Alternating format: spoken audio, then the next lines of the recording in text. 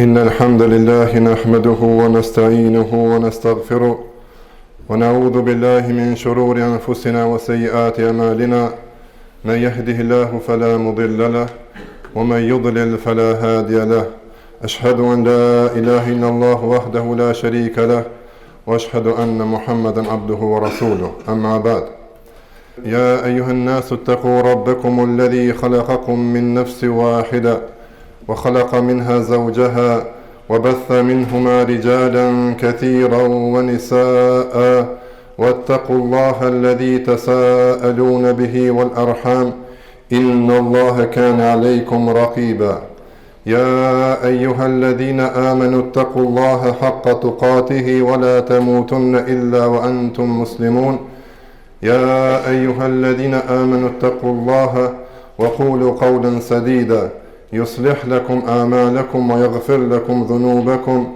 ومن يطع الله ورسوله فقد فاز فوزا عظيما أما بعد falëndrimi takon vetëm Allahut, krijuesit të gjithësisë, paqja dhe selamin qofshin mbi Muhamedit alayhis salam, mbi sahabët dhe të gjithë besimtarët që ndjekin rrugën e tij deri në ditën e gjykimit.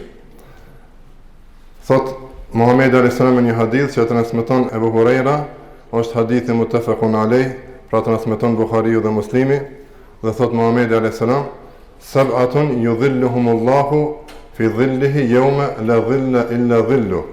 Thot 7 llojet njerëzve do të jenë në hijen e Allahut atë ditë ku nuk ka hije tjetër përveç hijes së Allahut.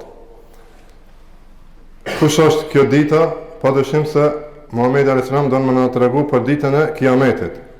E kjo ditë është ditë e vështirë, ditë e rëndë, ditë ku të gjithë njerëzit do të dalin para Allahut edhe do të japin llogari për veprat e tyre. Secili do ta ketë dertin e vet, gajlen e vet, se do të kalon provimin apo nuk do të kalon. Pra ditë e vështirë, ditë e rëndë. Për këtë ditë Allahu na përmend Kur'anin, na përkujton, na thot: "Yawma yafirru al-mar'u min akhihi wa ummihi wa abihi wa sahibatihi wa banihi likulli imri'in minhum yawma idhin sha'nu yughni." Thot kjo është dita, thot kjo është dita ku njeriu do të ikë prej familjarëve të vet. Pra do të ikë prej gruas së tij, prej bashkëshortit të tij, do të ikë prej fëmijës së tij, do të ikë prej babës dhe prej nanës, pra prej njerëzve më të afërt të tij do të ikë, dhe arsyeja e ikjes është se secili ka dertin e vet dhe nuk ka dëshirë, nuk don me pas dertin e dikujt tjetër. Gjithashtu Allah thot në Kur'an: "Wala yas'alu hamimun hamima." Nuk pyet atë ditë miku për mikun e vet. Kurkush sado që duhen këtë botë, në atë botë, la yas'alu hamimun hamima. Yubassarunahum yawaddu al-mujrimu law yaftadi min adhabi yawmaydhin bi bani wa sahibatihi wa akhihi wa fasilati allati tu'wi wa man fil ardi jami'an thumma yunji. Sura Al-Ma'arij Allahu na përkujton thot, këtë ditë njeriu do të kriminali, pra që ka vënë mëkate dhe del para Allahut keq, do të ketë dëshirë që ta kompenzon dhe të shpëton, edhe nëse është nevoja me dhon familjen e tij, vllahun e tij, fëmijën e tij, bashkëshortin e tij, nanën dhe babën e tij. Gjithçka prej familjes me dhon, veç me shpëtu vet. Nëse gjendja krejt pasurinë krejt dynjan me dhon, veç me shpëtu, mirë po kjo mundësi nuk i jepet atij, por sikur të jepeshte, ai do të ishte në gjendje me bëu edhe këta. Çfarë që vështirë që është. Ose Allahu surën Naba na përkujton dhe thot: "Yawma yaqumu ar-ruhu wal malaikatu saffa la yatakallamuna illa man adhina lahu ar-rahmanu qala sawaba." Thot atë ditë Gjibrili edhe melaqet do të jenë të radhitur në safe, sikur ku trenitën njerëzit, besimtarët në saf për me fal namazin. Do të jenë të radhitur në safe dhe nuk fol askush prej melaqeve, as prej njerëzve, nuk fol përveç atij që Allahu i jep leje me fol. Dhalika al-yawmul haq. Kjo është dita e vërtetë. Pra këtë ditë ku dielli do të jetë afër njeriu sa një plomb, afër kokës një plomb. Do të jenë të zhytur njerëzit në djersë shumë. Disa në djersë të mbuluar me djersë derisa djersa arrin deri te zogu i kamës. Dikujt djersët i rriten edhe më shumë, deri në gjysmë trupit, ose më shumë ose më pak. E disa i mbulon deri te hunda i vjen djersa nga vështirësia e asaj dite. E në këtë ditë, që qenë ka kaq shumë e vështirë, Muhamedi alayhis salam na përkujton, na thot, në ditë janë 7 lloje të njerëzve, të cilët do t'i mbulon një hije që Allah e bën hije. Këtu përmendet thot hija e Allahut, po është për qëllim një hije që Allah e krijon, për shkak se atë ditë nuk ka dru, nuk ka banesa, nuk ka çka me bëj hije. Përveç atë që Allah e mundson, dhe Allah nuk ja mundson këta gjithkujt. Në këtë ditë të vështirë dhe të rëndë, nuk ja mundson gjithkujt, por ja mundson disa grupeve të njerëzve. Në këtë hadith i ka përmend Muhamedi alayhis salam 7, po ata nuk janë përcaktuar vetëm 7, në hadithe tjera ka edhe grupe tjera. E po në këtë hadith janë përmendur 7. Vlen me përmend se sa e vështirë është kjo ditë, kur edhe pejgamberët, njerëzit më të mirë, njerëzit më të dashur, njerëzit që e kanë xhenetin, atë ditë do të kenë vështirësi siklet në atë kuptimin se ende s'ka fillu gjykimi. Dhe njerëzit kanë me shku te pejgamberët, njëri prej pejgamberëve me lut Allahun që të fillon gjykimi, jo që me shpëtu, po vetë që me fillu gjykimi për shkak se presin me mijë vite. Edhe pritja është e rëndë e vështirë, keni provu me siguri dikush me prit pak dikan 5 minuta, e ka bicikleti, e ku ma shumë mijë vite, e ku ma nuk e di çka ka më ndodhur, mos asaj ose xhenet ose xhenem. Mirë, po megjithatë njerëzit shkojnë te pejgamberët me lut ata Allahun, edhe pejgamberët nuk guxojnë me shku me lut Allahun, edhe shkojnë njëri pas tjetrit, shkojnë deri te Muhamedi alayhis salam, derisa Muhamedi alayhis salam pastaj lut Allahun, edhe Allah e fillon ditën e llogarisë, me dhën llogari. Pra ka çe vështirë është kjo. Në këtë ditë pra qenë kanë 7 lloje njerëzve. Karakteristikë për këtë 7 lloje njerëzve është se ata kanë gjatë jetës së tyre sprova të ndryshme, epshe, dëshira për të bërë harame, dhe ata karakterizohen me një sakrificë që e bojnë ndaj këtyre sprovave dhe sabrin që e bojnë ndaj këtyre epsheve. E para për tyre, ka thonë Muhamedi alayhis salam, imamun adil, një imam, një udhëheqës i drejtë. Pra një udhëheqës imam gjykatës që gjykon në shariat midis mosmarrëveshjes së njerëzve, edhe gjykon me drejtësi. Gjykon aq drejt sa nuk e ka dert se a bëhet fjalë për dikant që është i afërt, familjar, fëmijë, që e don shumë, pa më parasysh është i pasur apo i varfër, edhe pa më parasysh a e don apo e urrejn. Mund të më ardh dikush që ky e urrejn, edhe vjen momenti që ky më hakmon ndaj tij, mirë po Allahu dhe pejgamberi sa më mëson se duhet me qenë të drejtë. Allahu thon Kur'an, kunu qawamina bil qist shuhada'a lillah, walau ala anfusikum aw al walidain wal aqrabin. Thot bëhuni të drejtë. Bëhuni të drejtë, edhe nëse është kundra fëmijëve të tu, edhe kundra vetvetes, edhe kundra farafisit. Pra, çfarë do situata që të jetë, besimtari do të më qenë i drejtë, edhe në këtë rast ky imam udhëheqës, si muslimani do të më qenë i drejtë. E kundërta e drejtësisë është zullumi, padrejtësia. Edhe për këtë na ka tërheq vërejtjen e Allahut dhe pejgamberit, na ka treguar se zullumi, padrejtësia është errësirë. Muhamedi alayhis salam i ka këshilluar sahabët e tij me pas kujdes mos mi hin dikujt në rrahak, qoftë edhe një fije të misfakut.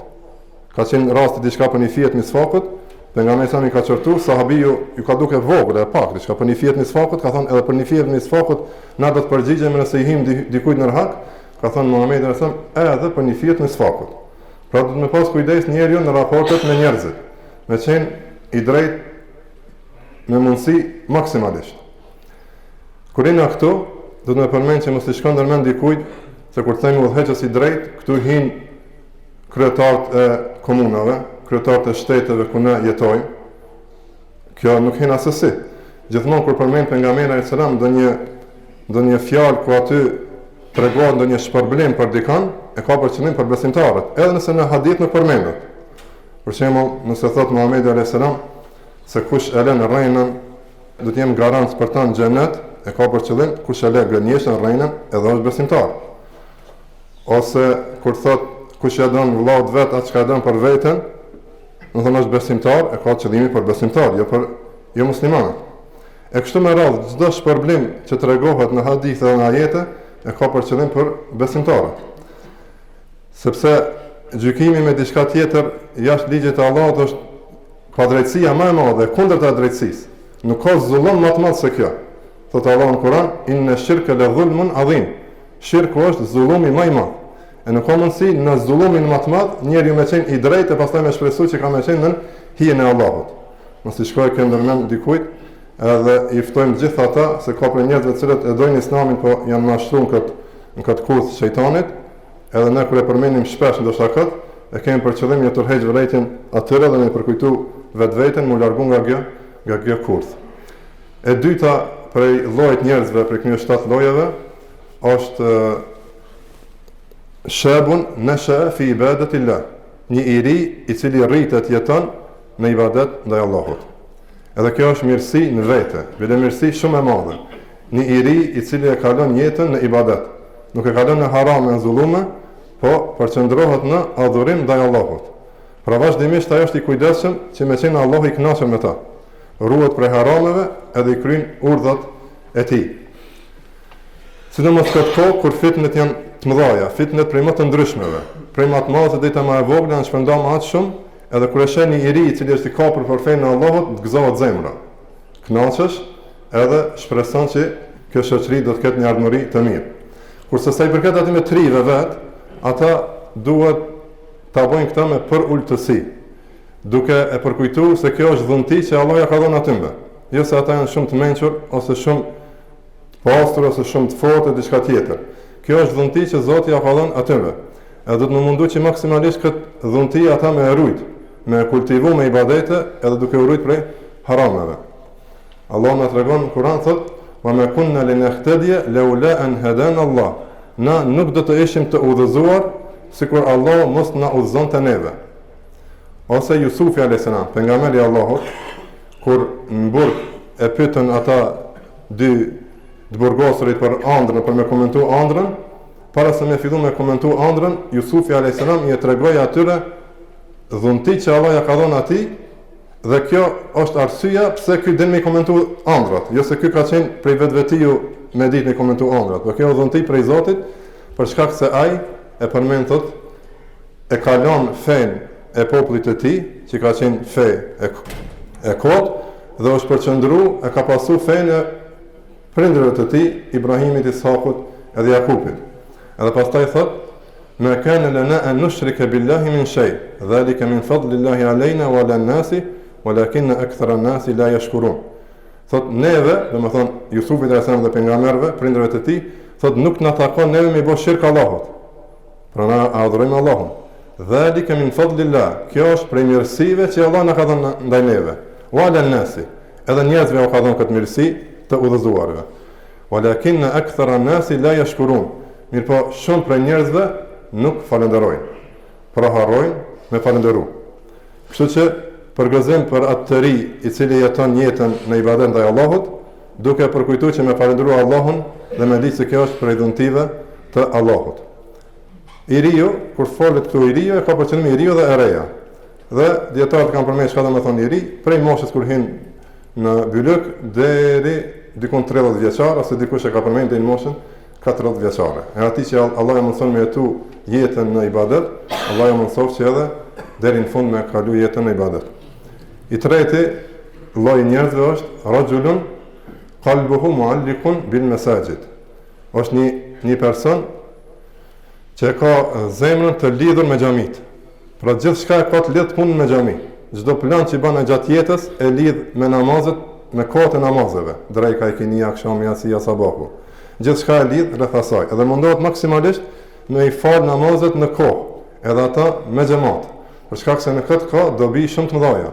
Muhamedi alayhis salam na tregon se çdo kush i cili shkon në xhami për ta fal namazin, e ka qëllim me fal namazin, për çdo hap që e bën, e ka nga një sevap dhe e ka të fshirë nga një gjuna. Pastaj na ka treguar, na ka thënë se namazi në xhami është 27 gradë më mirë se namazi në shtëpi. Kjo vlen edhe për gratë, edhe pse lidhja atyre me xhamit këtu nuk nënkupton bukfalesh me shku në xhami, edhe pse e kanë të leju dhe munden, pa ata munden me qenë pjesë e këtij hadithi edhe nëse falin në shtëpi, pa këtu kuptimi i kësaj e ka zemrën të lidhur me xhamin, e ka zemrën të lidhur me vendin ku falet, ose me sejdën. E këtë mundet me e bëu edhe në shtëpi. Allah thot Kur'an: "Inna fi khalqis samawati wal ardi wa ikhtilafi al-layli wan nahar la ayati li ulil albab alladhina yadhkuruna Allaha qiyaman wa qu'udan wa ala junubihim." Thot Allah, në krijimin e qiejve dhe të tokës dhe në ndryshimin e ditës dhe të natës ka argumente për njerëzit e mençur, për njerëzit që kanë mend. Pastaj i përshkruan kush janë këto njerëz të mençur që e di kanë që këto janë argumentet e Allahut. Alladhina yadhkuruna Allaha qiyaman wa qu'udan wa ala junubihim. Ata që e përmendin Allahun duke qenë kom, duke qenë ulur edhe kur janë shtrirë. Pra gjitha gjendje, gjitha momentet, gjitha kohrat, ata e përmendin Allahun. Grupi i katërt, lloji i katërt që do të jetë në hijen e arshit të Allahut, a ditë ku s'ka hije tjetër përveç hijes së tij, rajulani tahaba fillahi ijtama alayhi wa iftaraqa alayhi. Janë dy njerëz, dy besimtar, dy vëllezër ose dy motra muslimane, të cilët duhen vetëm për hir të Allahut. Bashkohen për hir të tij dhe ndahen për hir të tij. Pra këto janë dy muslimanë të cilët e dojnë njëri tjetrin vetëm për hir të Allahut. Çka do të thonë me dash dikan për hir të Allahut? Do të thonë mos me pas të ti interes kur gjo hiç te ai material. Në interes i kësaj dunjajës. Personi që ti e don, nuk e don për shkak se ai ka pozitë, as nuk e don se ka pasuri, as nuk e don se është i fortë, as nuk e don se ai ta kryen ai punë, as nuk e don se ti shpreson që ai ka më të ndihmuar një ditë, kur gjo hiç si llogarit këto sende, po e don vetëm se ai është i bindur ndaj Allahut. E don vetëm se ai i bindet Allahut edhe ruhet prej gjunoheve. Që kjo është arsyeja që ti e don ata. Dhe sa më shumë që ai të jetë i lidhur me Allahun, aq më shumë dashuria jote ndaj tij do të më qenë. Prandaj ne më shumë të besimtarëve i dojmë pejgambert. Nonën apo babën i dojmë pejgambert. Sahabët, tabiin e të poshtë. Dietarët e kështu me radhë, mujahidat e kështu me radhë. Njerëzit që thilin në rrugën e Allahut, sa më i devotshëm më qenë, është më i dashur, do të më qenë më i dashur në zemrën tonë. Nëse është kështu, e kena punë të mirë. Nëse është e kundërta, si kena punë të mirë me zemrën tonë. Dhe e kundërta. Për shkak se dashuria dhe urrejtja, miqësia dhe armiqësia është temë shumë e rëndësishme në fenë islame. Është fe shumë e rëndësishme që njerëzit e neglizhojnë dhe kanë neglizhuar shumë. Edhe atyre ju përzihen telat.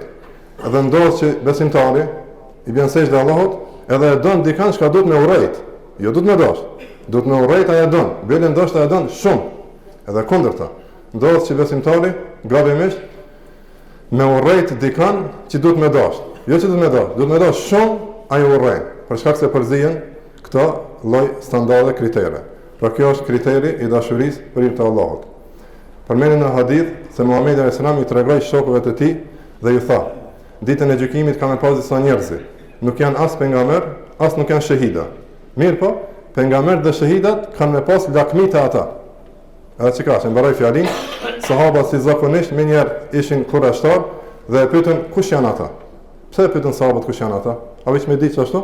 Apo e pyetën që shpreson ose patën dëshirë me ditë atë vepër, që ata ta kryejnë atë vepër pastaj.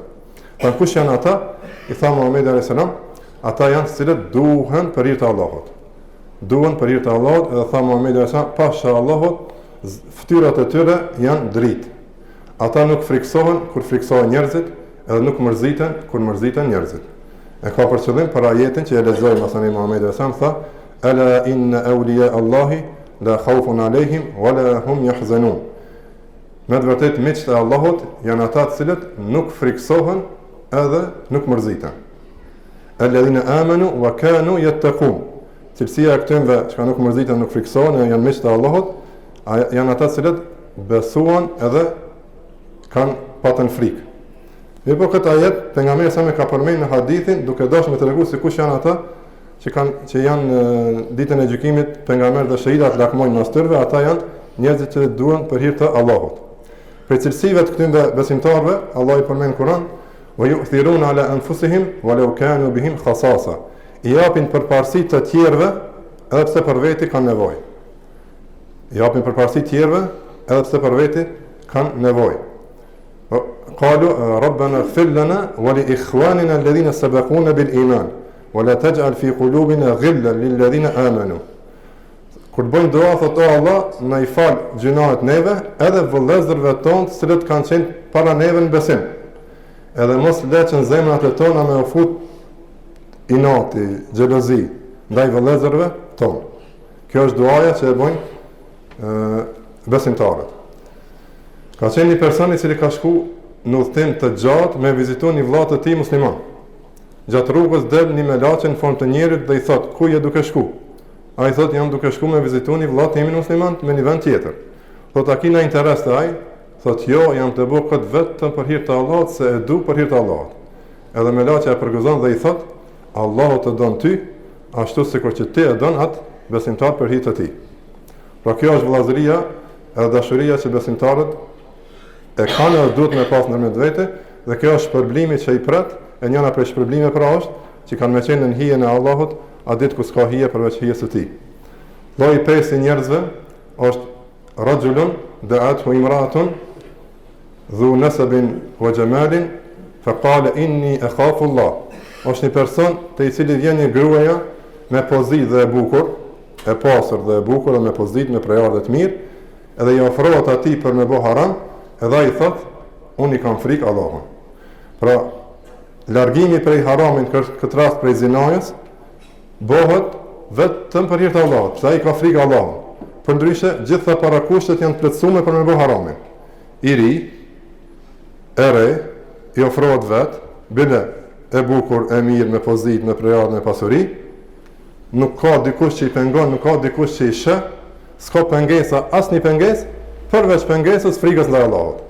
Edhe ky e thot këtë fjalë edhe largohet, edhe kjo është për atyme që Allah ja mundson me qenë në hijen e Allahut.